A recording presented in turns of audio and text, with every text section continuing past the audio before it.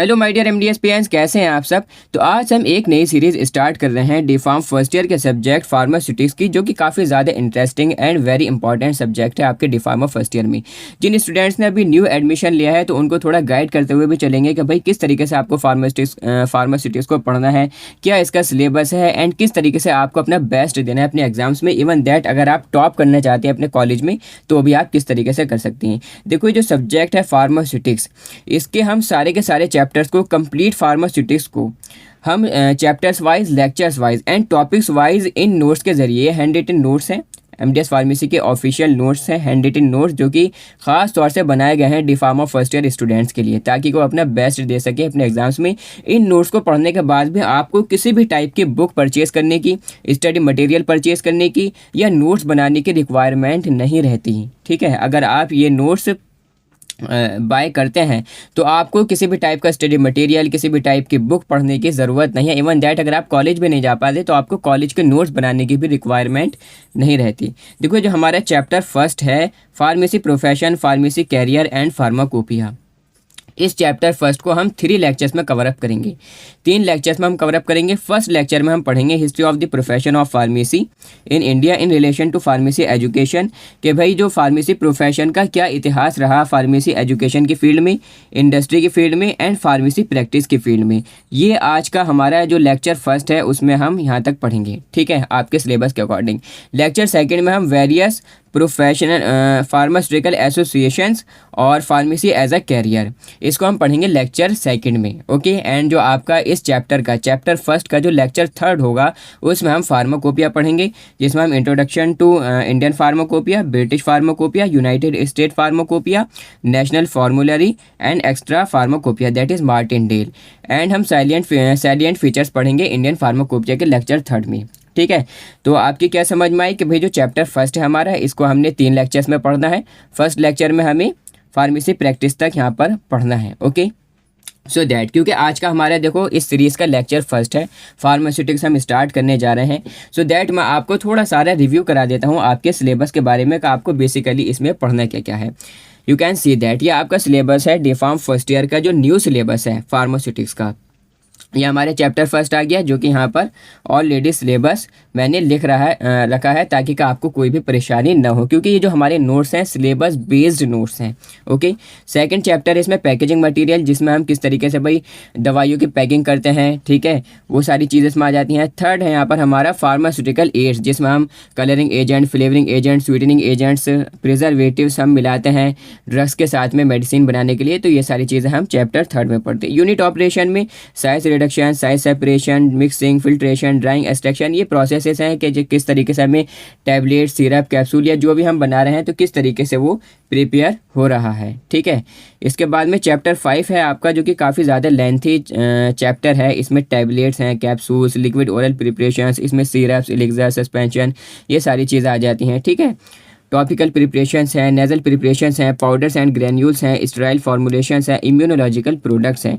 तो ये आपका आ जाता है चैप्टर 5 में कि ये सारी चीज़ें किस तरीके से इनकी as a method of preparation है, किस तरीके से ये बनाई जाती हैं, इनका यूज़ क्या है, ये सारी चीज़ें हम पढ़ेंगे चैप्टर नंबर 5 में। ओके, नेक्स्ट हमारे इसमें चैप्टर 6 है, जिसमें हम बेसिक स्ट्रक्चर, लेआउट, के भाई कोई भी अगर फार्मास्यूटिकल इंडस्ट्री है, ठीक है, तो उस फार्मास्यूटिकल इंडस्ट्री का बेसिक स्ट्रक्चर क्या होना चाहिए, क्या लेआउट होना चाहिए, कौन कौन से सेशंस उसके अंदर होने चाहिए, और जो फार्मास्यूटिकल मैन्युफैक्चरिंग प्लांट है उनमें कौन कौन से एक्टिविटीज़ परफॉर्म होती हैं, ये सारी चीज़ें हम पढ़ते हैं।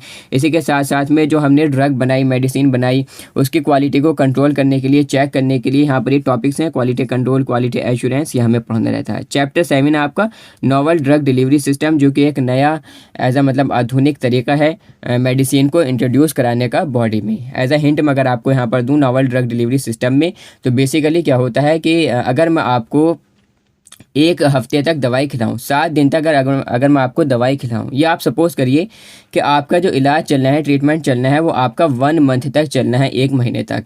तो आप क्या करेंगे कि भाई मैंने आपको 1 महीने की दवाई दे दी और आप कभी खाएंगे कभी नहीं खाएंगे, आप खाना भूल भी सकते हैं। ठीक है, एंड ऐसा भी हो सकता है कि आपने खाई और फिर आपने दोबारा खा ली धोखे में, डबल डोज, तो ऐसा भी हो सकता है 1 महीने में। ठीक है, एंड काफ़ी ज़्यादा उसमें लापरवाहियाँ हो जाती हैं। But novel drug delivery system में क्या होता है कि भाई मैंने आपको 30 दिन के ड्रग एक ही टैबलेट में भर के दे दी और सिर्फ कहा कि भाई ये 30 दिन की दवाई है, एक ही बार खा लो। ठीक है। तो इसमें बेसिकली पूरा एक सिस्टम है कि भाई उसके अंदर 30 कंपार्टमेंट्स बने हुए होते हैं, एक चैम्बर फटा, फिर उसमें से ड्रग निकलेगी कुछ घंटे के बाद में, तो पूरा एक सिस्टम रहता है नोवल ड्रग डिलीवरी सिस्टम का। ओके, तो चैप्टर 7 में आपको पढ़ना रहेगा।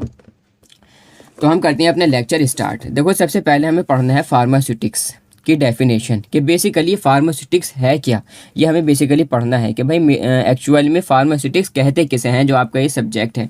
Pharmaceutics is a branch of pharmacy which deals with the formulation, manufacturing, evaluation, packaging and pharmaceutical dosage forms. क्या है भाई, ऐसी ब्रांच है ये फार्मेसी की जो कि डील्स करती है किसके साथ में, फॉर्मुलेशन के साथ में, कि हम कोई भी दवाई बना रहे हैं, कोई भी हम मेडिकेशन बना रहे हैं तो उसकी फॉर्मुलेशन के साथ में डील करती है, उसकी मैन्युफैक्चरिंग के साथ में डील करती है। फॉर्मुलेशन आप समझ गए, यानी कि फार्मूला उसका क्या होना चाहिए, कितना हमें ड्रग लेना, ये सारी की सारी चीज़ें। मैन्युफैक्चरिंग, किस तरीके से हमें उसको मैन्युफैक्चर करना है दवाई को। फॉर एग्जांपल टैबलेट बना रहे हैं तो किस तरीके से हमें टैबलेट बनानी है, उसकी मैन्युफैक्चरिंग किस तरीके से करनी है। फिर अगर वो हमने बना ली तो उसका इवैल्यूएशन, क्या हमें उसे चेक करना है कि ये सेफ़ भी है या नहीं, तो ये सारी चीज़ें।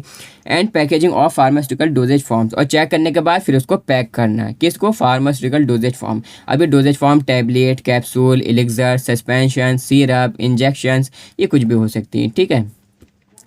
Pharmaceutics is the discipline of pharmacy. देखो, बहुत ज़्यादा इंपॉर्टेंट डेफिनेशन है, आपको याद होनी चाहिए, एग्जिट एग्जाम में भी आपसे पूछी जा सकती है।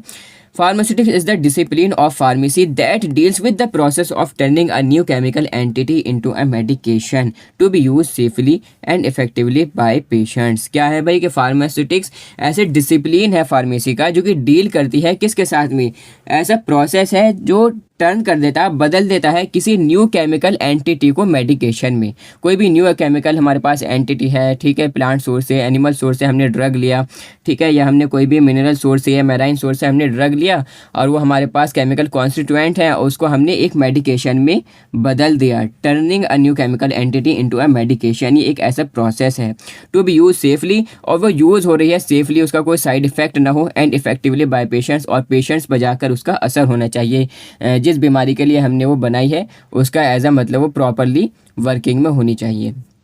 It is also called the science of dosage form design. Pharmaceutics को science of dosage form design भी कहा जाता है, ठीक है।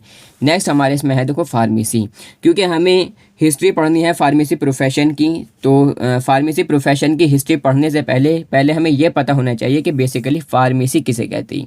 The word pharmacy is drive from the Greek word Pharmacon meaning medicine और ड्रग। जो वर्ड है ना ये फार्मेसी, ये लिया गया है ग्रीक वर्ड से, जो कि ग्रीक वर्ड है फार्माकॉन, जिसका मतलब है मेडिसिन या ड्रग, ठीक है। मीन्स दैट फार्मेसी में हम कहीं ना कहीं मेडिसिन या ड्रग की बात कर रहे होते हैं, okay. Pharmacy is the art and science of manufacturing and dispensing of drugs, ठीक है।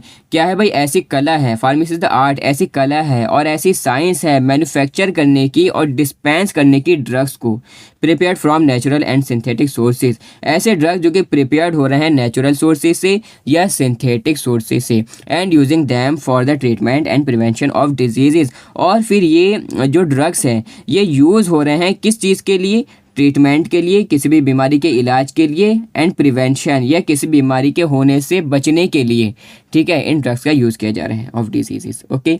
सो दैट ये डेफिनेशन थी फार्मेसी की। अब हम स्टार्ट करते हैं history of the profession of pharmacy. History of the profession of pharmacy तो काफ़ी अच्छी तरीके से एकदम समझेंगे, एकदम सिस्टमिक वे में।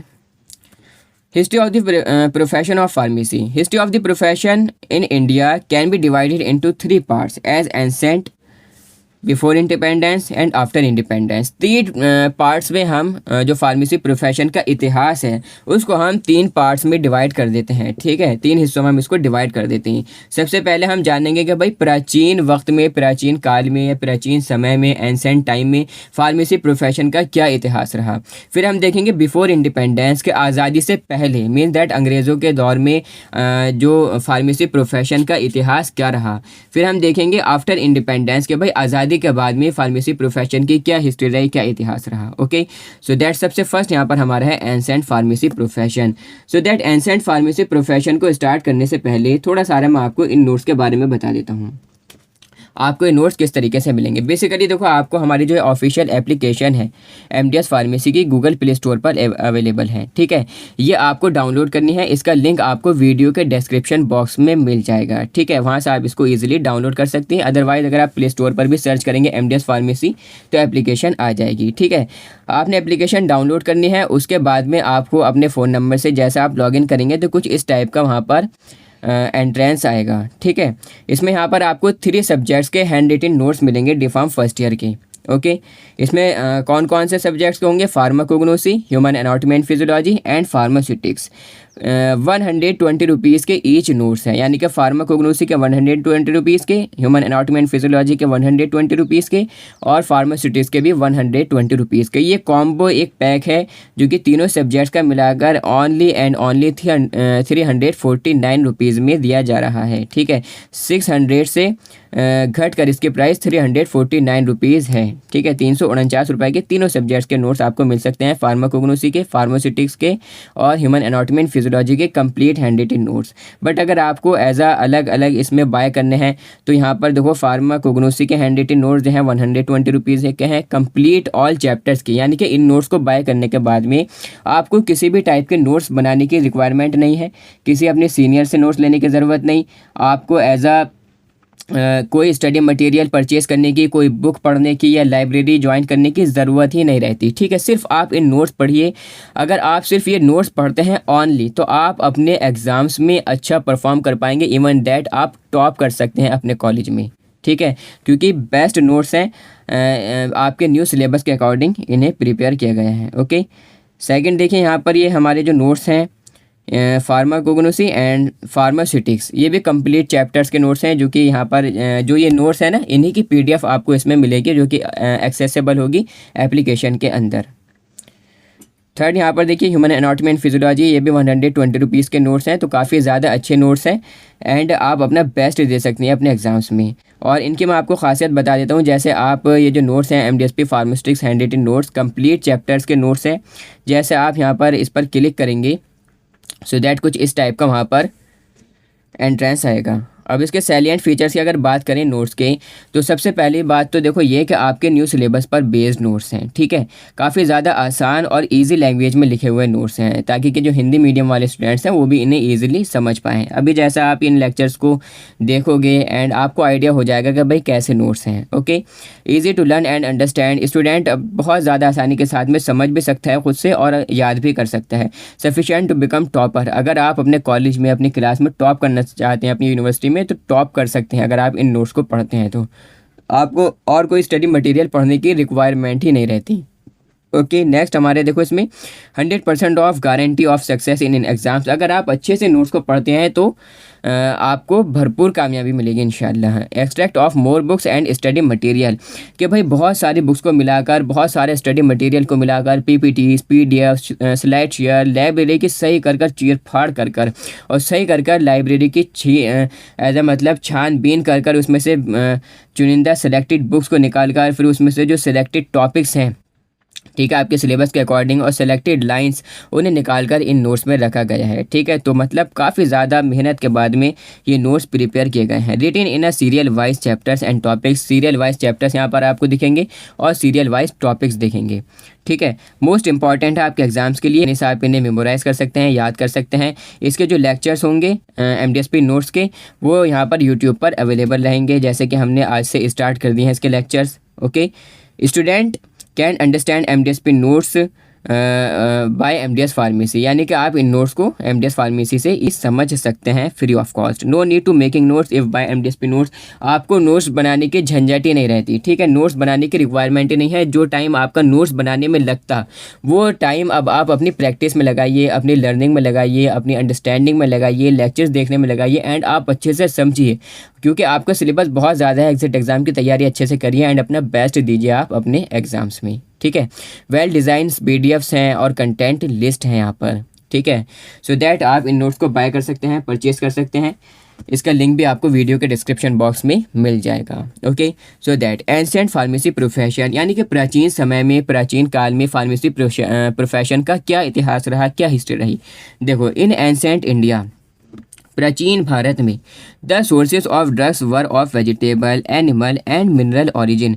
जो सोर्सेज थे ना ड्रग्स के जो सोर्सेज थे वो क्या क्या थे, वो वेजिटेबल्स थे कि भाई पेड़ पौधों का यूज़ कर कर या एज अ मतलब सब्जियों का यूज़ कर कर क्या करा जाता था, इलाज किया जाता था या ड्रग को प्रिपेयर किया जाता था। एनिमल सोर्सेज से ड्रग्स को प्रिपेयर किया जाता था और मिनरल ओरिजिन से, ठीक है, ये ऑब्टेन होते थे drug. They were prepared empirically by few experience persons. कुछ जो है चुनिंदा सेलेक्टेड एक्सपीरियंस पर्सनस होते थे, एक्सपीरियंसेबल लोग होते थे जिनको नॉलेज होती थी इन ड्रग्स के बारे में और वो उनको जानकारी होती थी, ठीक है, तो वो ये ड्रग्स प्रिपेयर करते थे। Knowledge of that medical system was usually kept secret with in a family. और उस फैमिली में, उस परिवार में जो ये दवाई बनाने की जो कला थी, जो ये एज ए नॉलेज थी, ये उसमें गुप्त रहती थी उनके परिवार में ही, ठीक है, वो इसको एज ए सीक्रेट रखते थे ताकि कि किसी और को पता ना चले, ठीक है, इस सिस्टम की। There were no scientific methods of standardisation of drugs, ठीक है, कोई मेथड ऑफ स्टैंडर्डाइजेशन नहीं था कि भाई ड्रग किस क्वालिटी का है, ड्रग सेफ भी है या नहीं, या बॉडी पर जाकर कैसा इफेक्ट देगा, तो इस पर कोई रेस्ट्रिक्शन नहीं था, कोई इस पर एज अ पाबंदी नहीं थी, या कोई मतलब साइंटिफिक मेथड नहीं था ड्रग को स्टैंडर्डाइज करने का कि ड्रग की क्वालिटी क्या है, ड्रग किस स्टैंडर्ड का है, ठीक है।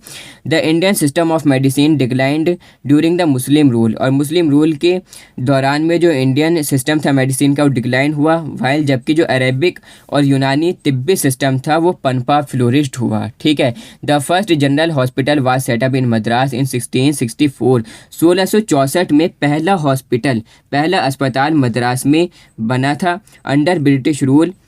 The allopathic system got state patronage and become popular by the end of 19th century, ठीक है। जब ब्रिटिश रूल आया, ठीक है, अंग्रेज़ों के जैसे दौर आया, तो उसमें जो एलोपैथिक सिस्टम था उसको काफ़ी ज़्यादा महारत हासिल हुई, काफ़ी ज़्यादा उसने तरक्की की और वो पॉपुलर हो गया काफ़ी ज़्यादा, ठीक है। By the end 19th century के एंड तक, मतलब एंड में काफ़ी ज़्यादा, एंड तक वो काफ़ी ज़्यादा एज अ पॉपुलर हो गया था। The western also called the allopathic system, ठीक है, एलोपैथिक सिस्टम भी हम कह सकते हैं, ये वेस्टर्न सिस्टम भी कह सकते हैं। Came into India with the British traders who letter become rulers, ठीक है। जो एलोपैथिक सिस्टम था या वेस्टर्न सिस्टम ऑफ मेडिसिन था, ये भारत में आया था किन के ज़रिए, ब्रिटिश ट्रेडर्स के ज़रिए, जो ये अंग्रेज़ थे जिन्होंने बाद में हुकूमत करी हिंदुस्तान पर, बाद में शासक बने, रूलर्स बने, तो एज अ पहले व्यापारी बनकर भारत में आए थे। हिंदुस्तान में पहले कैसे आए थे, व्यापारी बनकर आए थे, एज ए ट्रेडर्स बनकर आए थे, तो इनके ज़रिए से ये जो सिस्टम था एलोपैथिक सिस्टम वो इंडिया में एज अ मतलब आया, ठीक है। तो बाद में क्या करें, इन्होंने गद्दारी करी और एज अ ये शासक बने, रूलर्स बने और उन्होंने एक वक्त तक राज किया हिंदुस्तान पर, ठीक है। अब नेक्स्ट देखो हमारे इसमें हमें पढ़ना है बिफोर इंडिपेंडेंस फार्मेसी प्रोफेशन, यानी कि आज़ादी से पहले, यानी कि अंग्रेज़ों के दौरान, अंग्रेज़ों के ज़माने में जो इतिहास है फार्मेसी प्रोफेशन का वो क्या है, ठीक है। अंग्रेज़ों के ज़माने में आज़ादी से पहले फार्मेसी प्रोफेशन की क्या हिस्ट्री रही, क्या इतिहास रहा, ये हमें पढ़ना है।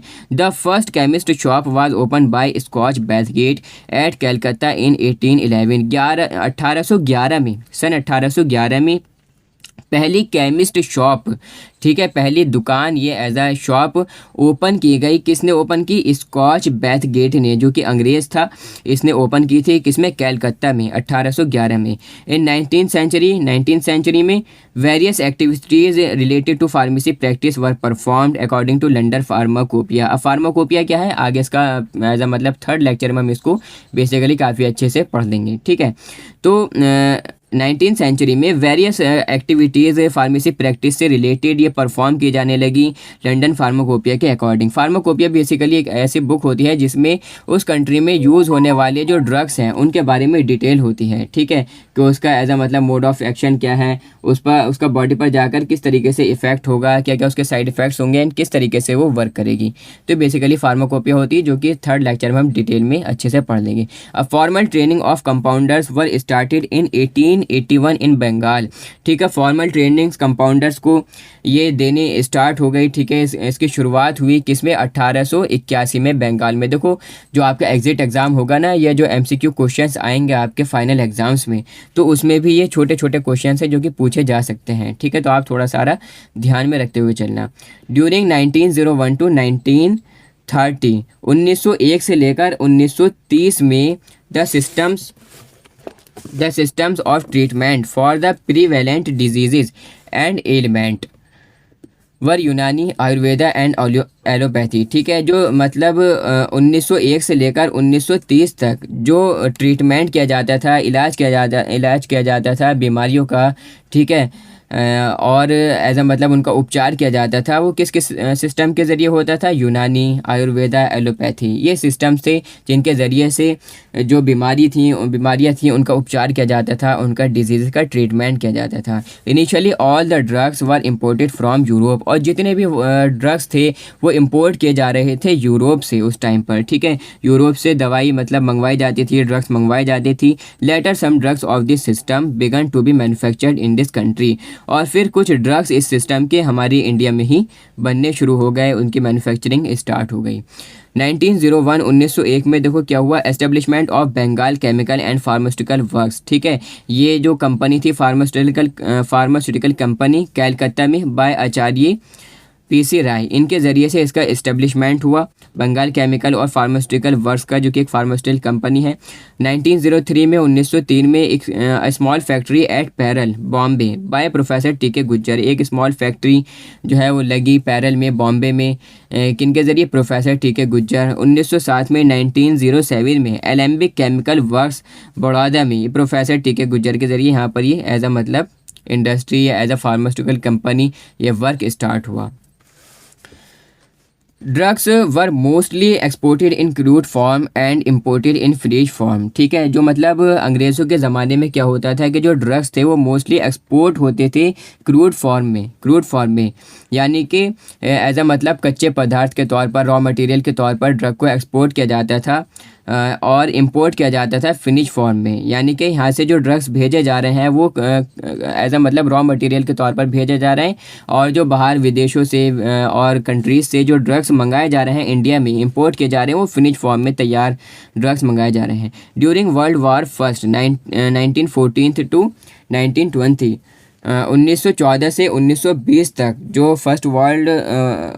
वर्ल्ड वॉर फर्स्ट था उसमें the imports of drugs were slowed down. ठीक है, जो इम्पोर्ट्स था ड्रग का वो धीरे धीरे मतलब स्लो होना शुरू हो गया। There was no restrictions on the quality of drugs, और कोई रेस्ट्रिक्शन नहीं था ड्रग्स की क्वालिटी पर, कि जो दवाई जो ड्रग्स बाहर से मंगाए जा रहे हैं, बाहर विदेशों से मंगाए जा रहे हैं, किस क्वालिटी के हैं। ठीक है, घटिया क्वालिटी के हैं, अच्छी क्वालिटी के हैं, किस क्वालिटी के ड्रग्स हैं, तो इस पर कोई रेस्ट्रिक्शन नहीं था जो कि इम्पोर्टेड हो रहे थे।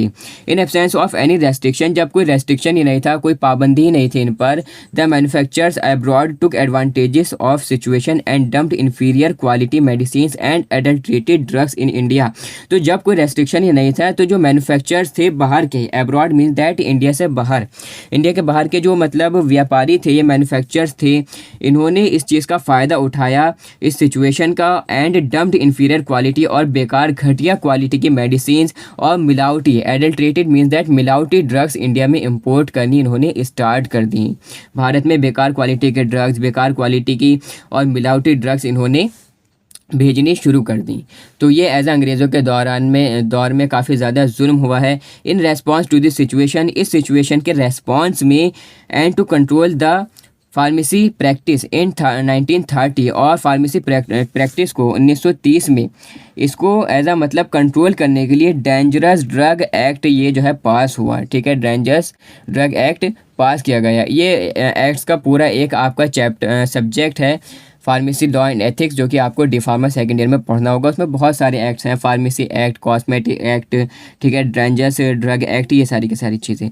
अब देखो ड्रग इंक्वायरी कमेटी क्या है, पूछा जा सकता है क्वेश्चन आपसे ये। So that government of India, Bharat की सरकार ऑन 11 अगस्त 1930, 11 अगस्त 1930 में appointed a committee under the chairmanship of late R.N. Chopra to see the problems of pharmacy in India. ठीक है, and recommend the measures to be taken.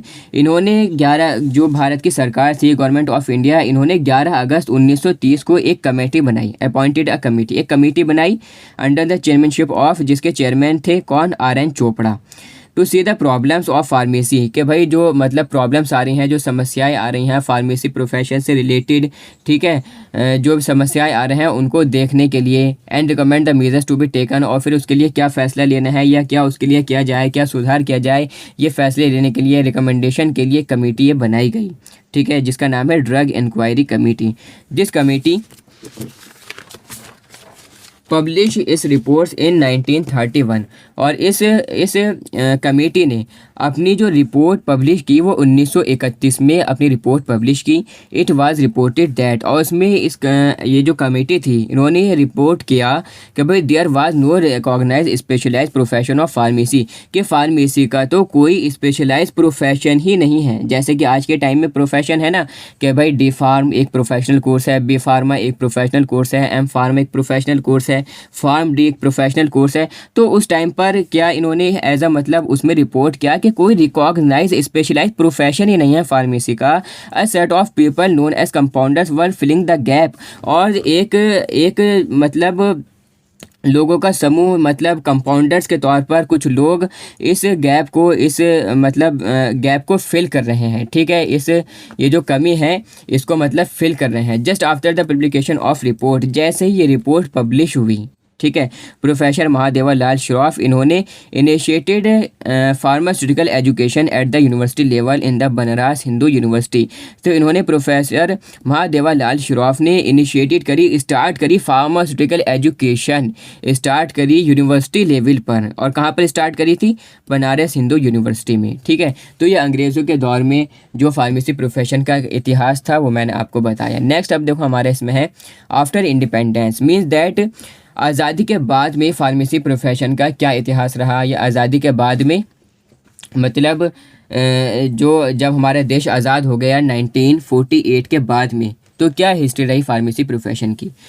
1947 में हमारा देश आज़ाद हुआ था, ठीक है। एट इंडिपेंडेंस 1947, 1947 में जब हमारे देश को आज़ादी मिली, India inherited a system for the pharmacy profession from the British rulers that were unorganised and there was no legal restriction on the practice of pharmacy. तो क्या हुआ कि इंडिया ने एक सिस्टम इनहेरिटेड किया, ठीक है, एक सिस्टम बनाया फार्मेसी प्रोफेशन के लिए, एक सिस्टम बनाया फ्रॉम द ब्रिटिश रूलर से जो मतलब उस टाइम पे तो बहुत ज़्यादा बेकार था, कोई दैट वाज अनऑर्गेनाइज्ड, जो कि ब्रिटिश रूलर्स के टाइम में अनऑर्गेनाइज था और कोई लीगल रेस्ट्रिक्शन नहीं था फार्मेसी की प्रैक्टिस पर।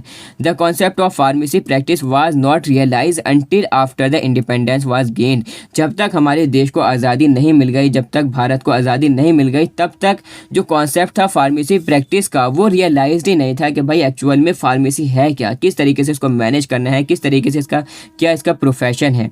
इन 1948 में आज़ादी के एक साल बाद 1948 में the pharmacy act 1948 was enacted as the nation's first minimum standard of educational qualification for pharmacy practice to regulate the practice education and profession of pharmacy. 1948 में फार्मेसी एक्ट 1948 ये पास हुआ, ठीक है।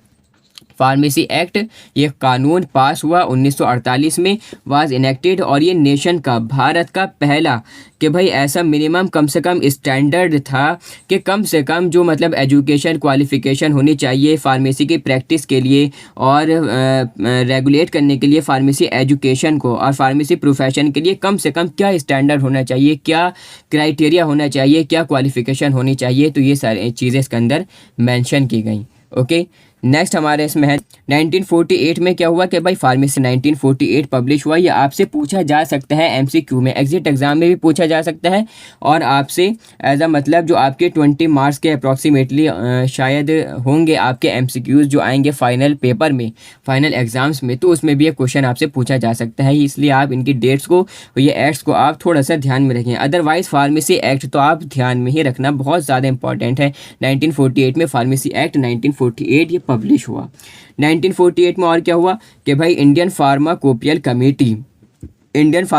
Committee was constituted under the chairmanship of doctor B N Ghosh. इनकी chairmanship में एक committee pharmacopoeial committee ये बनाई गई। 1949 में 1949 में pharmacy council of India PCI, जो मतलब पीसीआई जिसने ये सिलेबस बनाया है डी फार्मा का, ठीक है, मतलब जिसकी वेबसाइट पर ये सिलेबस है, तो so that pharmacy council of India ये एस्टेब्लिश हुई। किस में हुई? 1949 में। ये भी बहुत ज़्यादा इंपॉर्टेंट पॉइंट है, आपको याद होना ज़रूर चाहिए, ठीक है, कि भाई PCI pharmacy council of India का एस्टेब्लिशमेंट कब हुआ? तो 1949 में हुआ था। 1954 में 1954 में ड्रग्स और मैजिक रेमेडीज़ एक्ट 1954 ये पास हुआ, स्टॉप करने के लिए मिसलीडिंग एडवर्टाइजमेंट्स, उल्टे सीधे इश्तिहार, उल्टे सीधे एडवर्टाइजमेंट्स, इनको रोकने के लिए, ठीक है। 1954 में ड्रग्स और मैजिक रेमेडीज़ एक्ट 1954 ये पास हुआ था। 1954 में 1954 में education regulation have come in force, ठीक है, एजुकेशन रेगुलेशन एज अ मतलब फोर्स में आया और एज अ मतलब काफ़ी ज़्यादा उसको बढ़ावा मिला।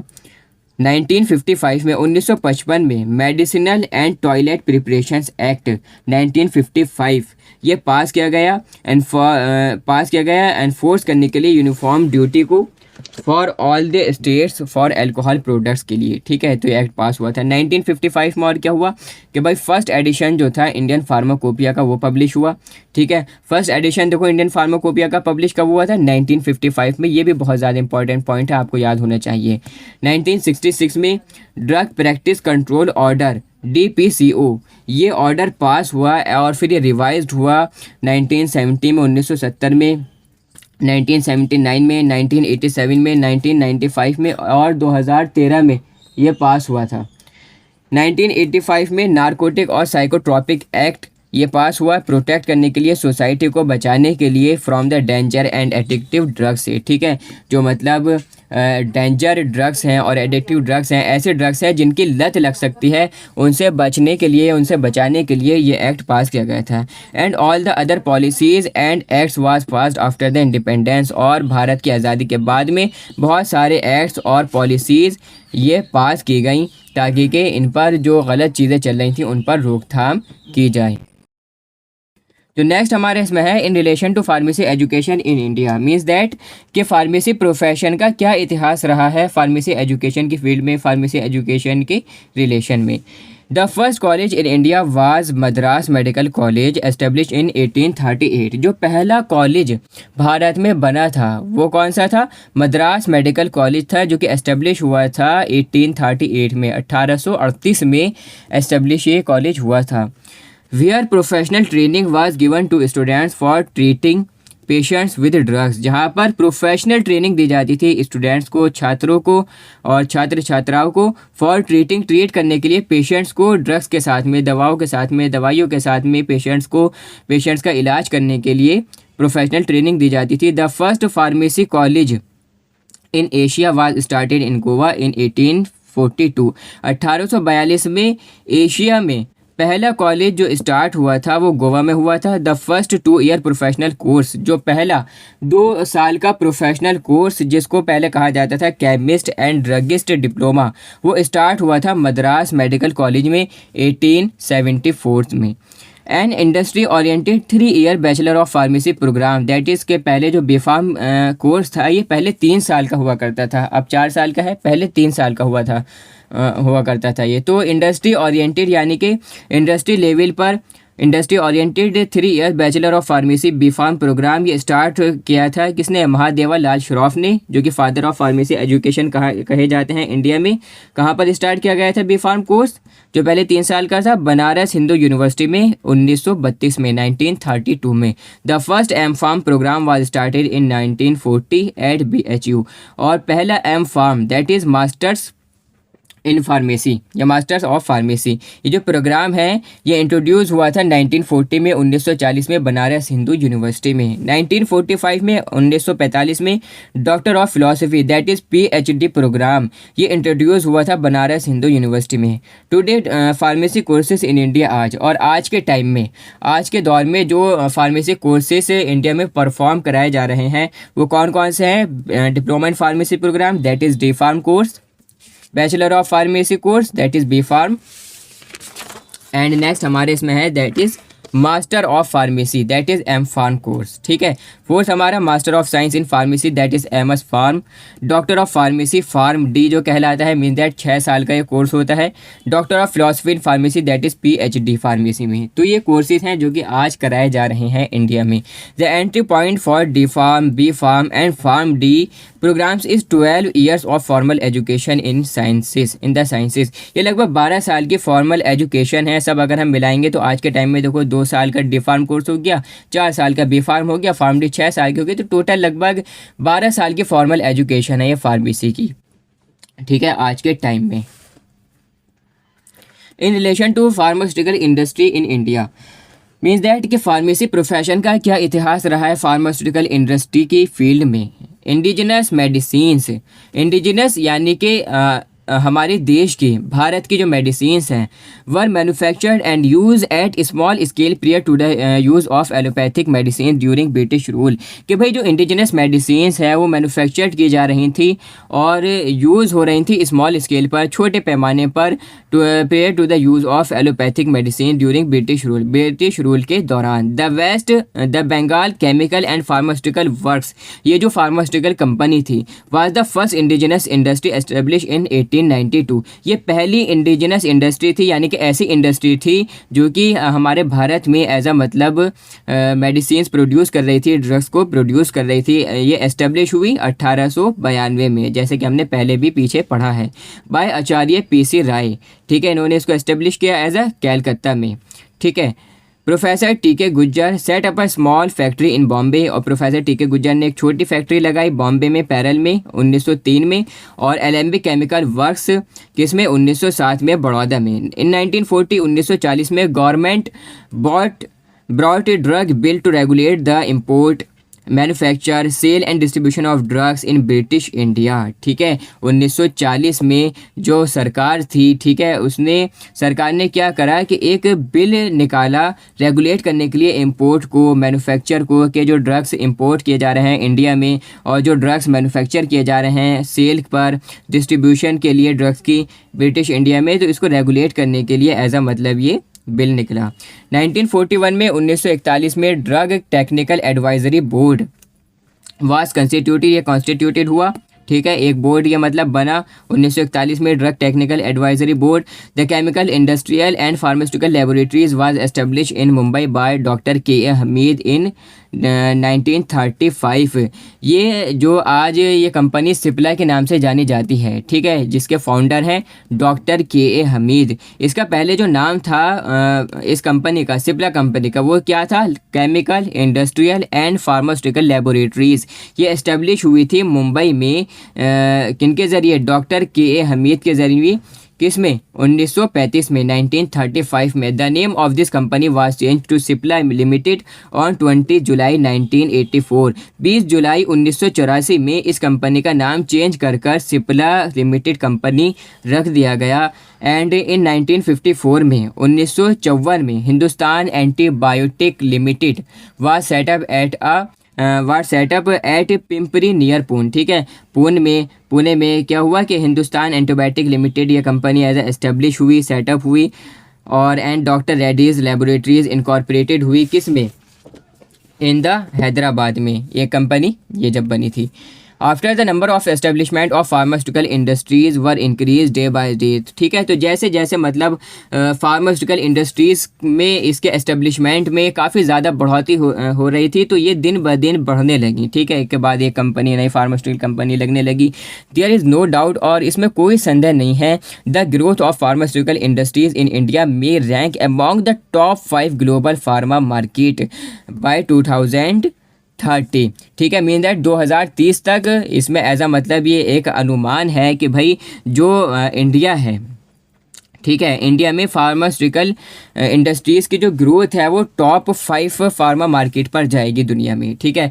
Bye now the top 5 pharma companies are, और इंडिया में अभी जो टॉप 5 जो मतलब सबसे अच्छी जो मतलब as a top 5 pharma companies हैं इंडिया में, वो कौन कौन सी हैं। सन फार्मास्यूटिकल इंडस्ट्री लिमिटेड, जिसका फाउंडर है दिलीप शंघवी 1983 में, डॉक्टर रेड्डीज लेबोरेटरीज जिसके फाउंडर हैं के ए रेड्डी 1984 में एस्टेब्लिश हुई। सिप्ला जिसके फाउंडर है डॉक्टर के ए हमीद 1935 में ये एस्टेब्लिश हुई थी। फोर्थ है यहाँ पर डिवीज लेबोरेटरी जिसके फाउंडर है मुराली दिवी 1990 में एस्टेब्लिश हुई।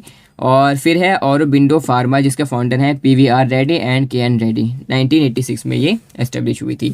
अब नेक्स्ट हमारे इसमें है देखो in relation to pharmacy practice in India, कि भाई फार्मेसी प्रैक्टिस के फील्ड में फार्मेसी एजुकेशन का क्या इतिहास रहा, फार्मेसी प्रोफेशन का क्या मतलब एज अ मतलब इसमें हिस्ट्री रही, तो हम देखेंगे फार्मेसी प्रैक्टिस की फील्ड में। Pharmacy practice is the discipline of pharmacy which involves developing the professional rules for of pharmacist. Pharmacy practice एक ऐसा डिसिप्लिन है फार्मेसी का जो कि इन्वॉल्व करता है डेवलप करने के लिए प्रोफेशनल रूल्स फार्मासिस्ट के, ठीक है। मीन्स जो फार्मासिस्ट के प्रोफेशनल रूल्स हैं, फार्मासिस्ट के क्या क्या काम होते हैं, और ये सारी चीज़ें जो उसके प्रोफेशनल रूल्स हैं उसको एज अ डेवलप करने का काम करते हैं। फार्मेसी प्रैक्टिस में ये चीज़ इन्वॉल्व रहती है। The scope of pharmacy practice includes more traditional rules such as compounding, ठीक है। जो स्कोप है फार्मेसी प्रैक्टिस का वो इंक्लूड करता है मोर ट्रेडिशनल, बहुत सारे रूल्स हैं जैसे कि कंपाउंडिंग है एंड डिस्पेंसिंग मेडिकेशंस को डिस्पेंस करना एंड मॉडर्न सर्विसेज देना रिलेटेड टू हेल्थ केयर से related, including clinical service provide करना, रिव्यू करना मेडिकेशंस का सेफ्टी और एफिकेसी के लिए कि भाई जो मेडिकेशन है कितने ज़्यादा सेफ है, कितने ज़्यादा इफेक्टिव है, और प्रोवाइड करना ड्रग इन्फॉर्मेशन के बारे में, ठीक है, ड्रग इन्फॉर्मेशन प्रोवाइड करना। The origin of pharmacy practice in India started in 19th century, ठीक है। जो ओरिजिन हुई फार्मेसी प्रैक्टिस की इंडिया में, भारत में, वो स्टार्ट हुई थी 19th सेंचुरी में। The inception of pharmacy practice in India was marked by the chemist and druggist program. जो इंसेप्शन था फार्मेसी प्रैक्टिस का भारत में मार्क्ड हुआ था केमिस्ट और ड्रगिस्ट प्रोग्राम्स के ज़रिए इन 1870s में, 1870 में, to train the students to gain skills in pharmacy practice, के भाई क्या करने के लिए, स्टूडेंट्स को ट्रेन करने के लिए, स्टूडेंट्स को प्रैक्टिस कराने के लिए, ताकि वो स्किल्स गेन करें और वो काबिलियत हासिल करें, ठीक है, फार्मेसी प्रैक्टिस में। The profession of pharmacy practice has evolved through 4 stages. जो देखो जो एज अ जो प्रोफेशन है फार्मेसी प्रैक्टिस का अभी इवॉल्व करता है 4 स्टेजेस इसमें मतलब इवॉल्व है। फर्स्ट है यहाँ पर हमारे ट्रेडिशनल एरा। इसमें क्या होता था कि it is the period from 20th century, ये जो है 20 सेंचुरी से लगभग ये वाला एज अ मतलब पीरियड है।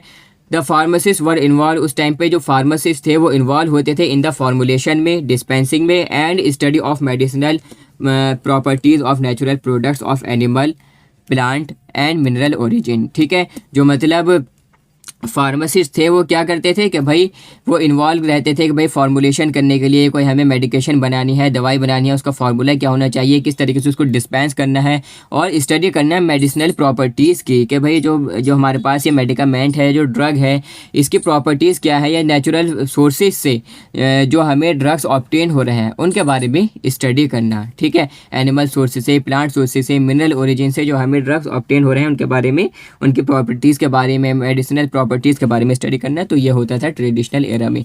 साइंटिफिक एरा ये क्या हुआ, ये इसकी शुरुआत हुई after world war second, it began after world war second के बाद में इसकी शुरुआत हुई। इन दिस पीरियड, इस पीरियड में क्या था कि drugs were made by pharmacist in factories, के अब जो फार्मासिस्ट थे वो फैक्ट्रीज़ में दवाई बनाने लगे। They were involve in the scientific study of drugs and their mechanism of action including side effects, और इसमें जो फार्मासिस्ट थे वो इन्वॉल्व होने लगे साइंटिफिक स्टडी में ड्रग्स की और उनके मैकेनिज्म ऑफ एक्शन में, इंक्लूडिंग उनके साइड इफ़ेक्ट्स, के भाई ये दवाई जो है इसका मैकेनिज्म ऑफ एक्शन क्या रहेगा, इसके साइड इफ़ेक्ट्स क्या आएंगे, तो इन सारी चीज़ों में इन्वॉल्व होने लगे इनकी साइंटिफिक स्टडी में ड्रग्स की, ठीक है। नेक्स्ट फिर यहाँ पर आया है क्लिनिकल एरा। इसमें क्या था कि ये एरा इस era began in the second half of 20th century, जो सेकेंड हाफ था मतलब 20th सेंचुरी का, उसमें ये स्टार्ट हुआ clinical era. During this period, इस पीरियड के दौरान pharmacist were educated in the area of clinical pharmacy to establish pharmacokinetic parameters including absorption, distribution, metabolism and elimination, कि भाई इस पीरियड में फार्मासिस्ट को एजुकेट किया जाने लगा, उनको एजुकेशन दी जाने लगी क्लिनिकल फार्मेसी में, ठीक है, ताकि कि वो एज अ मतलब नॉलेज गेन करें फार्माकोकाइनेटिक पैरामीटर्स की, जैसे कि एब्जॉर्प्शन है, डिस्ट्रीब्यूशन है, मेटाबॉलिज्म है, एलिमिनेशन है, मीन्स दैट एक्सक्रीशन है, कि कोई भी ड्रग या कोई भी टैबलेट जब हम एज ए इनटेक करते हैं तो किस तरीके से उसका एब्जॉर्प्शन होगा, डिस्ट्रीब्यूशन उसका किस तरीके से होगा, मेटाबॉलिज्म किस तरीके से होगा, और वो उस ड्रग का एक्सक्रीशन किस तरीके से होगा। तो ये क्लिनिकल एरा में होने लगा। अब नेक्स्ट हमारे इसमें है industrialization era.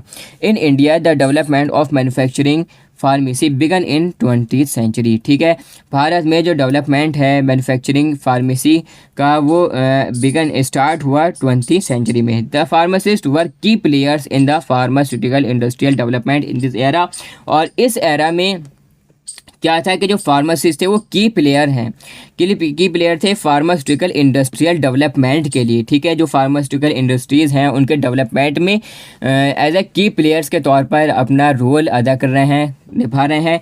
And today pharmacist play an important role in health care sector as they take responsibility for patients medicine related needs. और आज के टाइम में टुडे फार्मासिस्ट जो है वो एक अहम रोल, एक अहम किरदार निभा रहे हैं हेल्थ केयर सेक्टर में, कि वो रेस्पॉन्सिबिलिटी एज अ मतलब ले रहे हैं पेशेंट की मेडिसिन रिलेटेड जो नीड्स हैं पेशेंट की, कि पेशेंट को कितना ज़्यादा हम ड्रग मतलब उसको एज अ सेफ ड्रग भी मिले, चीपेस्ट ड्रग भी मिले, कम पैसों में अच्छा ड्रग उसको मिले, एंड उसके साइड इफ़ेक्ट्स कम से कम हो, एंड उसका मैक्सिमम इफेक्शन अच्छा हो, उसका फार्माकोकाइनेटिक एक्शन अच्छा हो। ये सारी की सारी चीज़ें इसमें आ जाती हैं। तो ये था आज का हमारा लेक्चर नंबर 1 जो कि था चैप्टर नंबर 1 का। ओके, नेक्स्ट जो हमारा होगा चैप्टर 1 का लेक्चर 2, उसमें हम पढ़ेंगे फार्मास्यूटिकल एसोसिएशंस एंड उसमें हम पढ़ेंगे फार्मेसी एज अ कैरियर। ये 2 टॉपिक हैं जो कि इम्पोर्टेंट टॉपिक्स हैं, तो इनको हम पढ़ेंगे लेक्चर नंबर 2 में चैप्टर 1 के। Okay, so that thanks for listening carefully, that's all.